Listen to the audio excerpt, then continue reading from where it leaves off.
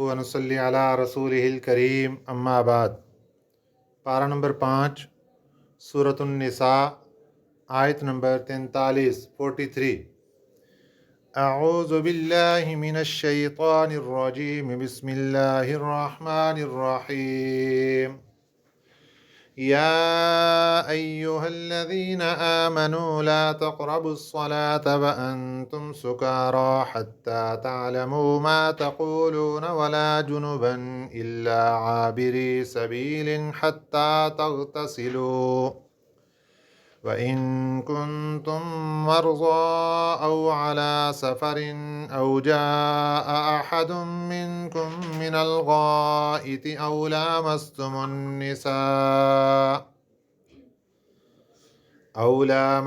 النِّسَاءَ فَلَمْ تَجِدُوا مَاءً فَتَيَمَّمُوا صَعِيدًا طَيِّبًا فَامْسَحُوا بِوُجُوهِكُمْ وَأَيْدِيكُمْ ان اللہ کان عفوا غفورا۔ صدق اللہ العظیم۔ آج کے سبق میں اللہ تعالیٰ نماز کے متعلق ایک اہم ترین حکم ارشاد فرما رہے ہیں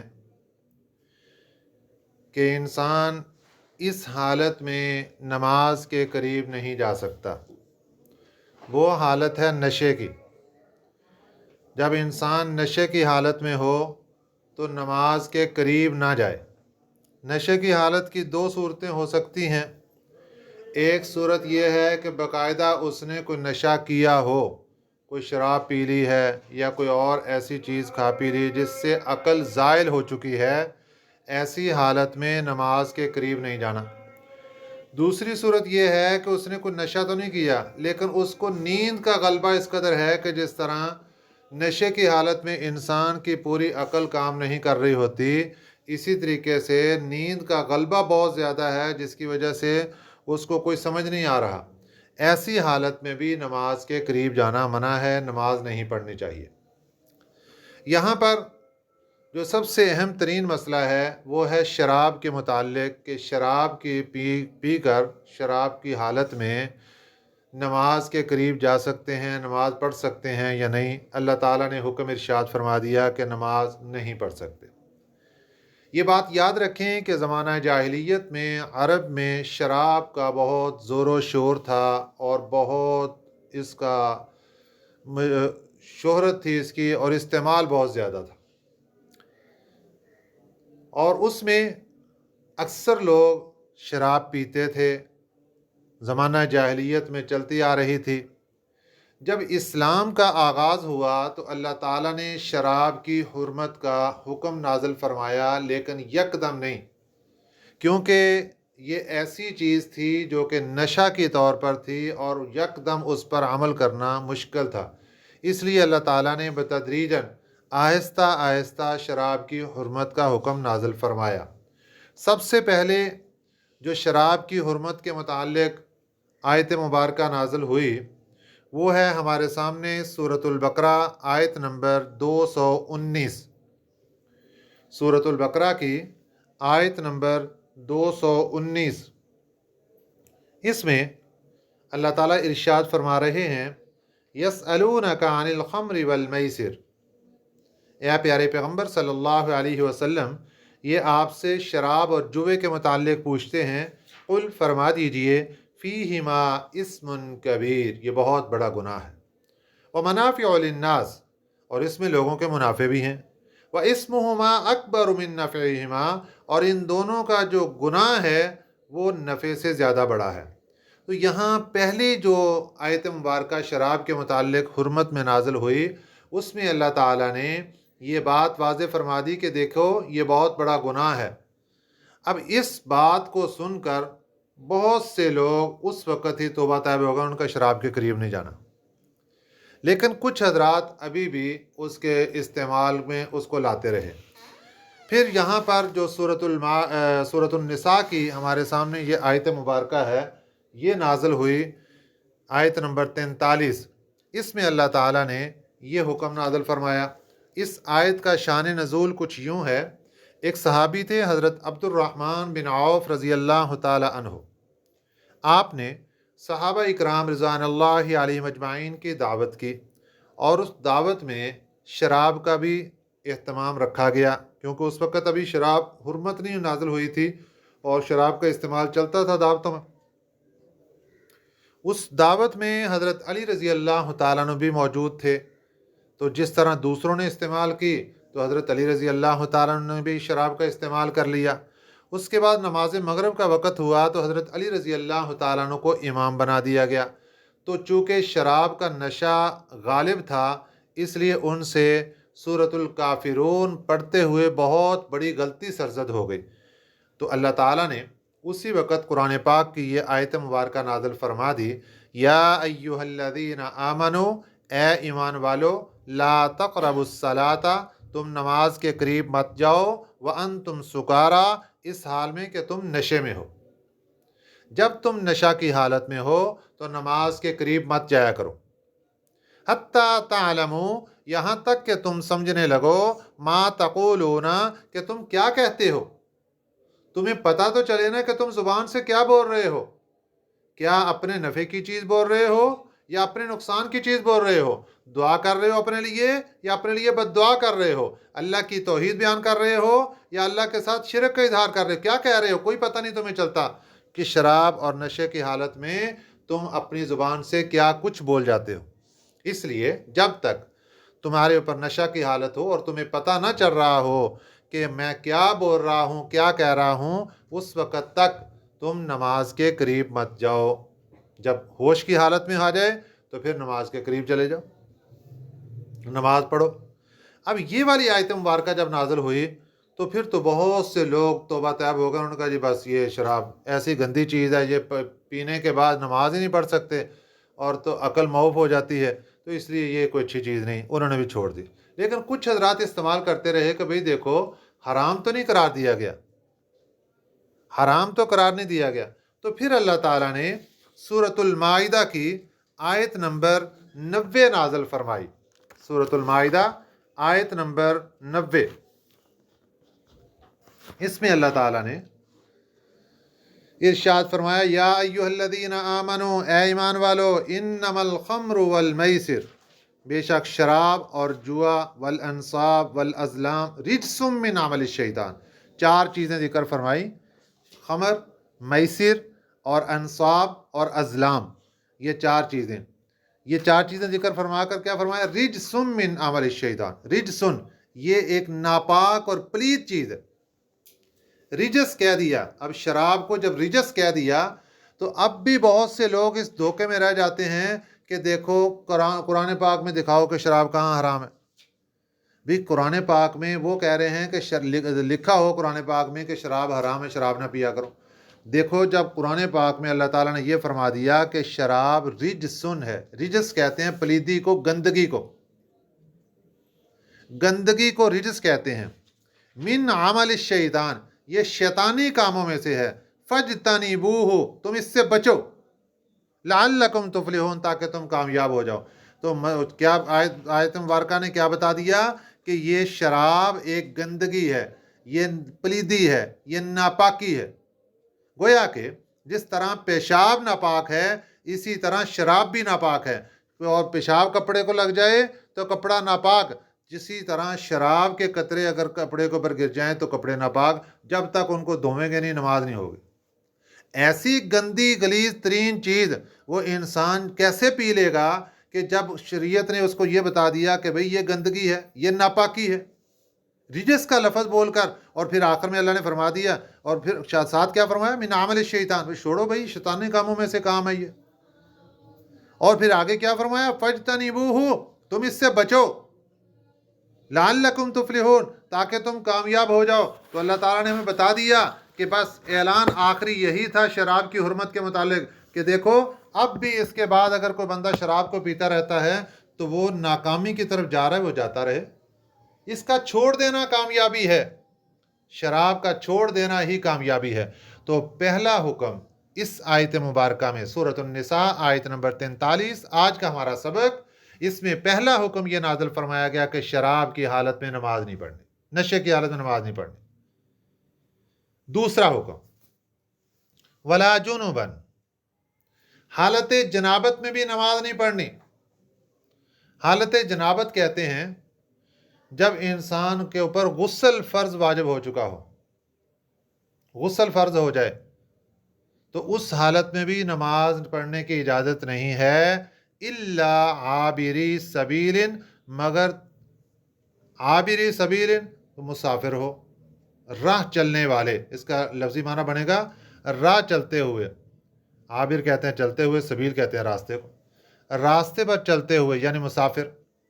हत्ता तगतसिलो, यहाँ तक कि तुम गुस्ल कर लो। तो हालत जनाबत में भी नमाज पढ़ने की इजाज़त नहीं, हालत नशा में भी नमाज पढ़ने की इजाज़त नहीं। हालत जनाबत में उस वक़्त फिर कि जब गुस्ल कर लेंगे तो फिर नमाज पढ़ने की इजाज़त। तो मुसाफिर को जो यहाँ निकाल रहे हैं, इसका हुक्म आगे अल्लाह ताला अलग जिक्र फरमा रहे हैं। तो यहाँ तक अब क्या मसला पता चला कि दो मसले अल्लाह ताला ने जिक्र फरमा दिए कि हालत नशा में भी नमाज पढ़ने की इजाज़त नहीं, और दूसरा हुक्म ये नाज़िल फरमा दिया कि हालत जनाबत में भी नमाज पढ़ने की इजाज़त नहीं। हत्ता तगतसिलो, यहाँ तक कि तुम गुस्ल कर लो। एक बात मुकम्मल हो गई। दूसरी बात, अब हालत जनाबत में गुस्ल करने का हुक्म इरशाद फरमा दिया गया, लेकिन कुछ मकाम ऐसे आ जाते हैं कि वहाँ इंसान अगर गुस्ल करता है, पानी को इस्तेमाल करता है, तो उसके लिए नुकसानदेह है। व इन कुंतुम मर्ज़ा, अगर तुम बीमार हो, औ अला सफ़रिन, या सफ़र पर हो, औ जा अहदुम मिनकुम मिनल गाइति, औ जा या आए, अहदुन कोई एक, मिनकुम तुम में से, मिनल गाइति पस्त जगह से, मुराद इससे बैतुल खला है, वाशरूम है, वाशरूम से होकर आए। जाहिर है जब वाशरूम से होकर आएगा तो उससे उसके ऊपर वज़ू टूट जाएगा, तो उसको वज़ू करना पड़ेगा। औ लामस्तुमुन्निसा, या छू लो तुम औरतों को, मुराद इससे मियाँ बीवी का ताल्लुक़ है, हम बिस्तरी कर ली औरत से। फलम तजिदु माअन, फिर ना पाओ तुम पानी को, फतयम्ममू, फिर तुम तयम्मम कर लो, सईदन, मट्टी से, तय्यिबन, पाक, पाकीज़ा मट्टी से तयम्मम कर लो। ये एक मसला अल्लाह ताला ने एक उम्मत मुहम्मदिया सल्लल्लाहु अलैहि वसल्लम के लिए आसानी का जिक्र फरमा दिया। कुछ चीज़ें जो आप सल्लल्लाहु अलैहि वसल्लम के सदक़े में अल्लाह ताला ने सिर्फ़ इस उम्मत को अता फरमाई, उनमें से एक चीज़ ये तयम्मुम की है कि पिछली उम्मतों के लिए तयम्मुम की इजाज़त नहीं थी। ये सिर्फ़ और सिर्फ़ अल्लाह ताला ने उम्मत मुहम्मदिया सल्लल्लाहु अलैहि वसल्लम को तयम्मुम की इजाज़त रहमत फरमाई है। तो यहाँ पर देखें, सबसे पहली चीज़ है बीमारी। इंसान बीमार है और पानी की दो सूरतें हैं, फिर आगे उसको पानी मिल नहीं रहा, या मिल तो रहा है लेकिन डॉक्टर ने मना किया हुआ है कि अगर पानी को हाथ लगाया, पानी ठंडा बहुत है, हाथ लगाया तो बीमारी बढ़ जाने का ख़तरा है, पानी इस्तेमाल नहीं कर सकता। तो ऐसी हालत में इस बीमार बंदे को तयम्मुम करने की इजाज़त है। नंबर दो, औ अला सफ़रिन, या वो सफ़र पर है और हालत सफ़र में पानी नहीं है। अगर पानी मिल सकता है सफ़र की हालत में, फिर तो पानी इस्तेमाल करेगा, और अगर पानी नहीं मिल सकता, पानी मुयस्सर नहीं है वहाँ, तो यानी जिस जगह पर वो मौजूद है उसके चारों तरफ एक एक मील के फासले तक पानी नहीं है, तो फिर इसके लिए इजाज़त है कि वहाँ पर यह तयम्मुम करके ये नमाज अदा कर सकता है। दो सूरतें हो गई। तीसरी सूरत, औ जा अहदुम मिनकुम मिनल गाइति, या आए तुम में से कोई पस्त जगह से, यानी वाशरूम से होकर आया और उसको वज़ू की ज़रूरत है, तो इसको भी अगर पानी नहीं मिलता तो फिर ये तयम्मुम कर सकता है। और चौथी सूरत, औ लामस्तुमुन्निसा, या तुम छू लो औरतों को, यानी औरतों से ताल्लुक़ कायम कर लो। और फिर उसके बाद इसमें बाज़ आइमा इकराम का मज़हब ये है कि मुतलकन छूना औरत को, वो भी اس سے بھی انسان کے اوپر غسل واجب ہو جاتا ہے۔ لیکن امام اعظم ابو حنیفہ رحمۃ اللہ علیہ جن کے ہم مقلد ہیں، ان کا دعویٰ یہ ہے کہ عورت کو چھونے سے یہاں مراد ہم بستری ہے، جماع ہے، وہ ہوگا تو پھر غسل واجب ہوگا، اس کے علاوہ نہیں ہوگا۔ یہ 4 صورتیں بیان کرنے کے بعد کیا ارشاد فرمایا؟ فَلَمْ تَجِدُوا مَاءً، پھر نہ پاؤ تم پانی نہیں مل رہا، فَتَيَمَّمُوا، پھر تیمم کر لو، سَعِیدًا طَیِّبًا، پاکیزہ مٹی کے ساتھ۔ ایک حکم یہاں پر تیمم کے بارے میں اللہ تعالیٰ نے ذکر فرمایا، اور ایک حکم پھر سورۃ المائدہ جس میں آیت وضو ہے، وہاں پر اللہ تعالیٰ نے دوبارہ پھر یہ تیمم کے بارے میں حکم نازل فرمایا، اور وہاں پر اس کی تفصیل بیان فرما دی۔ اب تیمم کا طریقہ کیا ہے؟ فَامْسَحُوا بِوُجُوهِكُمْ، فَامْسَحُوا پھر مسح کرو، ملو، بِوُجُوهِكُمْ اپنے چہروں پر، وَأَيْدِيكُمْ اور اپنے ہاتھوں پر۔ اب تیمم کا طریقہ سماعت فرما لیجئے۔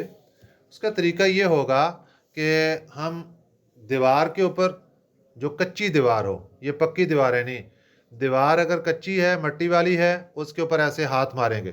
اس کے اوپر ضروری نہیں ہے کہ ہمارے ہاتھ مٹی سے بھر جائیں، نہیں، ایسے ضروری نہیں۔ اچھا، اب اس کے اوپر مارنے کے بعد پھر ہم ہاتھوں کو یوں ہلکا سا جھاڑ لیں گے، یوں نہیں جھاڑیں گے، یوں جھاڑیں گے، اور جھاڑنے یعنی اس سے مٹی نہ گرے، جو لگ گئی ہے وہ لگے، بہت زیادہ مٹی بھی نہیں ہونی چاہیے۔ تو سب سے پہلے ہم اپنے چہرے پر اس کو پھیر لیں گے کہ اتنی جگہ جتنی چہرے کی دھونی ضروری ہے، اتنی جگہ پر اچھے طریقے سے اس کو پھیر لیں گے، اور دوسری مرتبہ پھر ہم ہاتھ ماریں گے، اور پھر ہم ہاتھوں کو کونیوں تک اچھے طریقے سے اس کو بھی اس طرح ہاتھ پھیر لیں گے۔ یہ ہاتھ کا ملنا ہو جائے گا مسح کی طرح۔ اس کے اوپر ضروری نہیں ہے کہ وہ مٹی ہاتھوں پہ نظر آئے، بس وہ مٹی یعنی 2 ضربیں لگائیں گے، پہلی ضرب لگائیں گے مٹی پر ایسے، اور لگا کر چہرے پر پھیر لی جائے گی، اور دوسری لگائیں گے تو وہ ہاتھوں کو کونیوں سمیت مل لیں گے، تو یہ ہمارا تیمم مکمل ہو جائے گا۔ یہی تیمم اس صورت میں ہے کہ جب ہمارے اوپر وضو لازم ہو چکا ہے اور پانی میسر نہیں ہے، تو تب بھی یہی کام، یا بیمار ہے اور ڈاکٹر نے پانی منع کر دیا ہے، تب بھی یہی تیمم۔ اس تیمم کے کرنے کے بعد انسان نماز پڑھ سکتا ہے، قرآن پاک کی تلاوت کر سکتا ہے، مسجد میں داخل ہو سکتا ہے، سارے معاملات کی اجازت۔ نمبر 2، اگر کسی کے اوپر غسل واجب ہو چکا ہے، اور پھر 2 صورتیں کہ وہ پانی اگر نہاتا ہے تو ٹھنڈا پانی ہے تو جان جانے کا خطرہ ہے، اور یا دوسری صورت یہ ہے کہ اس کے پاس پانی تو ہے، پانی نہیں ہے، دور دراز تک پانی نہیں ہے اس کے پاس، تو پھر ایسی حالت میں یہ تیمم کرے گا۔ ایک صحابی رسول صلی اللہ علیہ وسلم کے ساتھ یوں واقعہ پیش آیا کہ حالت جنابت ہو گئی، اور انہوں نے غسل کرنا تھا، پانی نہیں ملا، انہوں نے اپنے کپڑے سارے اتار کے تہہ بند چھوٹا سا باندھ کے، تو انہوں نے مٹی کے اندر اپنے آپ کو لوٹ پوٹ کر دیا۔ جب نبی پاک صلی اللہ علیہ وسلم کو آ کر بتایا کہ حضور میں نے ایسے تیمم کیا، آپ نے فرمایا کہ وہی جو وضو کا تیمم ہے وہی غسل کا تیمم ہے، اسی کی نیت جب کریں گے، ہم وضو کی نیت کریں گے تو وضو ہو جائے گا، اور جب غسل کی نیت کریں گے تو اس سے غسل ہو جائے گا۔ اس لیے بہت آسانی ہماری شریعت میں رکھی گئی ہے، اس میں کسی قسم کی مشکلات نہیں ہیں۔ تو یہ طریقہ تھا تیمم کا، جس کے ذریعے سے ہم پاکی حاصل کر سکتے ہیں۔ اب ان اللہ کان عفوا غفورا، بے شک اللہ تعالیٰ معاف کرنے والا ہے، غفورا بخشنے والا ہے۔ یہ اللہ تعالیٰ نے آخر میں اس لیے بیان فرما دیا کہ انسان یہ سوچتا ہے کہ دیکھو پانی کے ذریعے سے تو سمجھ آتی ہے، عقل مانتی ہے کہ وہ سب چیزیں دھل گئیں، گندگی دھل گئی، سب کچھ صاف ہو گیا، تو مٹی کے ذریعے سے ایسے کیسے ہو گیا؟ بس اللہ تعالیٰ نے حکم دے دیا، اللہ تعالیٰ فرماتے ہیں اپنے ذہنوں کو خیالات سے بالکل پاک کر دو، ان اللہ کان عفوا، بے شک اللہ کی ذات معاف کرنے والی بھی ہے، غفورا اور اللہ کی ذات بخشنے والی بھی ہے۔ نبی پاک صلی اللہ علیہ وسلم ایک مرتبہ سفر میں تھے، اور صحابہ اکرام رضوان اللہ علیہم اجمعین بھی ساتھ تھے۔ پانی ختم ہو گیا۔ اب پانی ختم ہونے کے بعد معاملہ یہ تھا کہ دیکھو ارد گرد اگر پانی ملتا ہے تو ٹھیک، ورنہ پھر تیمم۔ اتنے میں دیکھا کہ ایک عورت اپنی سواری پر پانی لاد کر لا رہی ہے، اور اس کا وہاں سے گزر ہوا۔ اس سے پوچھا کہ آپ نے پانی کہاں سے لیا؟ اس نے کہا کہ میں یہاں سے 24 घंटे की मुसाफत से पानी लेकर आ रही हूँ, इतनी दूर है यहाँ से पानी। तो नबी पाक सल्लल्लाहु अलैहि वसल्लम ने सहाबा इकराम रज़ियल्लाहु अलैहिम अजमाइन से फरमाया कि इसके मशकीज़े से पानी ले लो। अब उस औरत ने कहा था कि मेरे पास यही पानी है और ये मेरे यतीम बच्चे हैं, उनके लिए मैं पानी लेकर जा रही हूँ। आप सल्लल्लाहु अलैहि वसल्लम ने फरमाया कि थोड़ा सा पानी इससे ले लो। अब उसके मशकीज़े को नीचे से खोला गया और वहाँ से पानी ले लिया। सहाबा इकराम रज़ियल्लाहु अलैहिम अजमाइन ने अपने इस्तेमाल के लिए पानी सारा ले लिया। तो लेने के बाद फिर आप सल्लल्लाहु अलैहि वसल्लम ने इरशाद फरमाया कि देखो, आपके मशकीज़े से पानी कुछ भी कम नहीं हुआ, ये अल्लाह ताला ने हमें पानी अपनी तरफ से अता फरमाया। सिर्फ सबब आपका मशकीज़ा बन गया और अल्लाह ने अपनी तरफ से हमें पानी अता फरमाया। और जब उस औरत ने देखा तो वो सारे उसके मशकीज़े वैसे के वैसे भरे हुए और सहाबा को पानी भी मिल गया। और फिर सहाबा इकराम रज़ियल्लाहु अलैहिम अजमाइन ने शुक्रिया के तौर पर उस औरत को अपनी तरफ से कुछ खाने की चीज़ें, कुछ कपड़े, वो भी उसको तोहफ़तन दे दिए, हदियतन उसको दे दिए। वो औरत इतनी खुश हुई कि उसने जाकर अपने कबीले ख़ानदान के अंदर ये वाक़या बयान किया। तो जब ख़ानदान वालों ने सुना, वो इतने मुतासर हुए कि पूरे का पूरा ख़ानदान उठ के आया और प्यारे पैगम्बर सल्लल्लाहु अलैहि वसल्लम के दस्ते मुबारक पर कलमा तय्यबा पढ़ के इस्लाम में दाखिल हो गया। ये आप सल्लल्लाहु अलैहि वसल्लम का मौजज़ा था। तो इसलिए यहाँ पर इस आयत मुबारका में हमें दो चीज़ें आज मिल गई। नंबर एक कि नशा की हालत में नमाज नहीं पढ़नी। नंबर दो, अगर पानी नहीं है तो तयम्मुम की इजाज़त है कि तयम्मुम करके हम नमाज को अदा कर सकते हैं। अल्लाह ताला हमें नेक अमाल करने की तौफीक अता फ़रमाए। आमीन। वमा अलैना इल्लल बलागुल मुबीन।